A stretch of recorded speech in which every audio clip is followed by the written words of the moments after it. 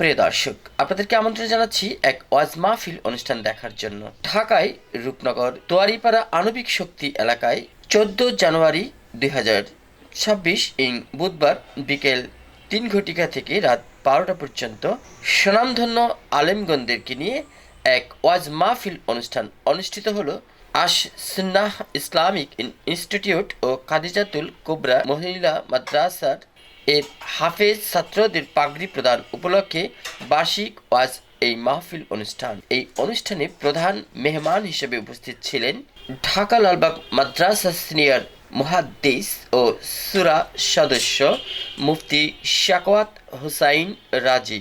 প্রধান আলোচক হিসেবে উপস্থিত ছিলেন ঢাকা বনানী করাইল আদর্শ জামে মসজিদ খতিব মুফতি ওবাইদুর রহমান হুজাইফি। প্রধান আকর্ষণ হিসেবে উপস্থিত আছেন বাংলাদেশ কোরআন শিক্ষা রিসার্চ সেন্টার পরিচালক মাওলানা মুফতি আল আমিন সাইফি। বিশেষ আলোচক হিসেবে উপস্থিত ছিলেন ঢাকা রূপনগর দুয়ারিপাড়া মদিনাতুল উলুম মাদ্রাসা ও শাহী জামে মসজিদ কমপ্লেক্স এর মুফতি নাইম বিন আব্দুল আজিজ। অনুষ্ঠান সভাপতিত্বে ছিলেন ঢাকা রূপনগর আলদ্দি বড় মাদ্রাসা মুহতামিম এবং রূপনগর থানা ইমাম পরিষদ সভাপতি মাওলানা শরীয়তুল্লাহ দাবা। উক্ত অনুষ্ঠানটি আরজ গুজারে ছিলেন আসুসুন্নাহ ইসলামিক ইনস্টিটিউট ও খাদিজাতুল কুবরা রাং মহিলা মাদ্রাসার প্রতিষ্ঠাতা ও পরিচালক মাওলানা মুফতি আনাস মাহমুদ। মাহফিল পরিচালনায় ছিলেন ঢাকা মাদ্রাসাতুল ইকরা পরিচালক মাওলানা মিজানুর রহমান হাবিবি।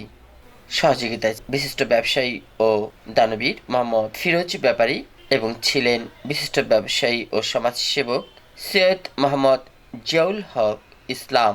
প্রিয় দর্শক, পুরো ওয়াজ মাহফিল জুড়ে থাকবেন আমাদের সাথে। আমি ছিলাম আপনাদের সাথে শাহ আলম সম্রাট, reporter MCB TV, Duaripara, Rupnagar, Dhaka.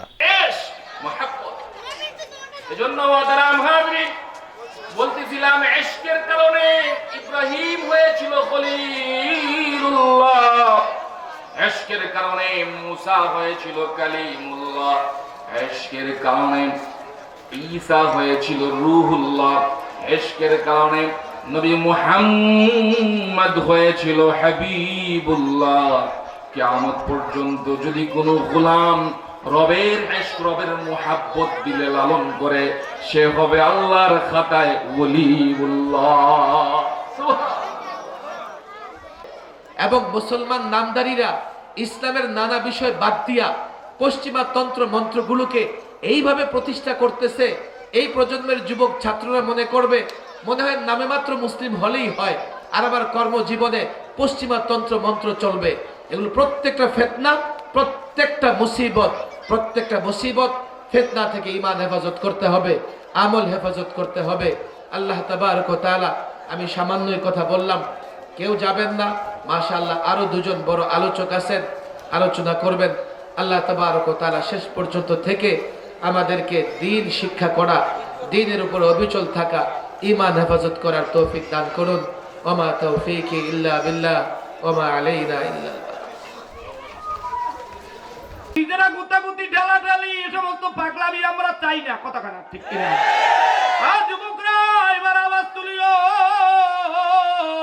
এবার একটু আওয়াজ দিয়া বলো প্রশংসার মালিককে। আল্লাহ বলে আর রহমানির রহিম।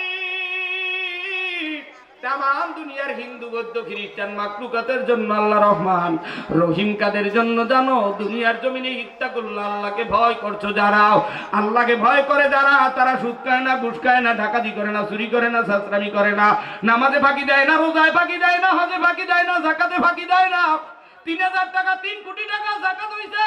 এই বাংলার কোটিপতিরা যদি যাকাত দেয়, আমার শেখ কুতুবুল আলম ফজলুল করিম বইলা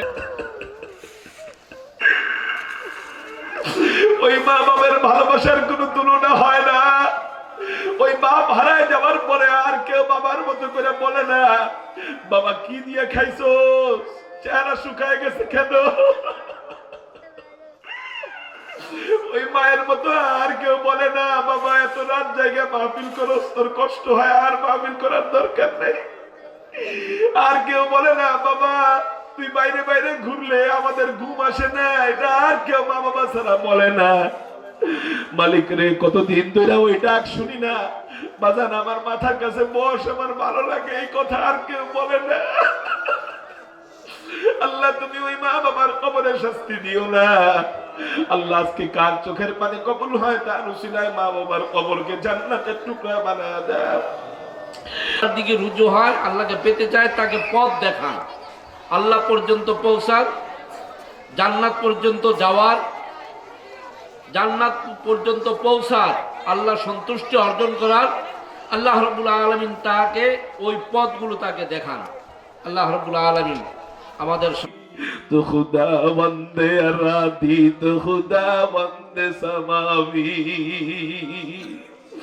तो खुदा मालिक फिरदौस खुदा, तो खुदा मालिक फिरदौस खुदा, खालिक तू ना फरमानो के रहमान, तो गुनाहगारों के गफ्फार।